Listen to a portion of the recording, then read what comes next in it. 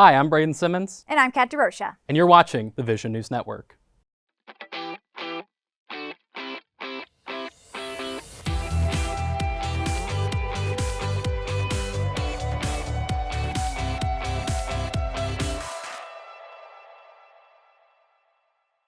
Welcome to the end of semester edition of VNN. The spring semester has finally come to a close. Starting out this broadcast, we have a special report from reporter Nolan Russell about research cuts made on Belmont's campus. An honors research project about spirituality and Americana music lost its funding from the National Endowment for the Humanities this month.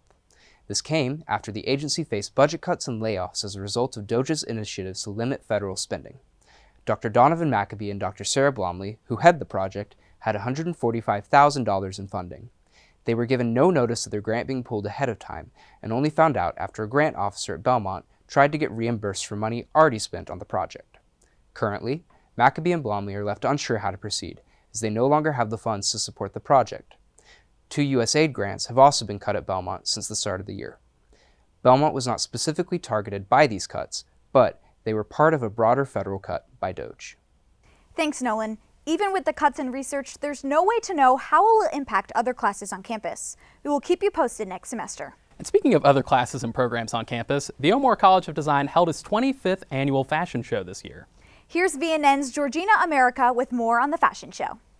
This year marks the 25th year anniversary of the O'Moore College of Design fashion show, and to celebrate, students took to the runway on April 26th. The design collections of 13 seniors and 7 juniors sewed together a night of culture, experience, and inclusive fashion initiative for underserved communities that stretch beyond Belmont. Really everything that they've learned for the past 3 or 4 years play into their presentations. So everything from foundational construction and pattern making and draping to the more advanced design studios 1 and 2 and 3 and 4 classes. Those are the junior and senior design studio courses. So it's really a culmination of many different courses that they've learned throughout the 4 years. Senior designers each created a collection of 8 pieces displaying their ability to tell a story through fashion while demonstrating the skills they've learned in the design program. This collection I see it as kind of a extension of myself a little bit. I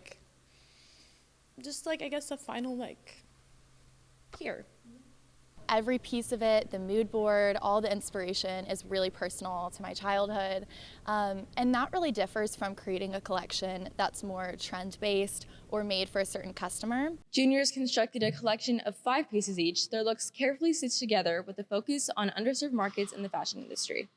They were also tasked with designing equestrian wear for different members of Saddle Up, an organization that gives children and youth with disabilities the opportunity to learn and develop through recreational activities with horses. And even better, each design was made to fit the taste of who it was designed for, then modeled by that person on the runway.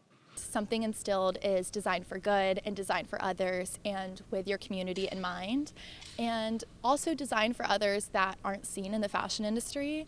From the production of the show to the looks modeled on stage, the students of O'Moore College of Design put forth their all to celebrate its 25th anniversary. Each look told its own story, giving the audience a glimpse of both the people they were made for and of the designers behind them. For VNN, I'm Georgina America. See you soon. With it being the end of the school year, that also means it's tax season. Belmont's 990 form from the previous school year was officially made public.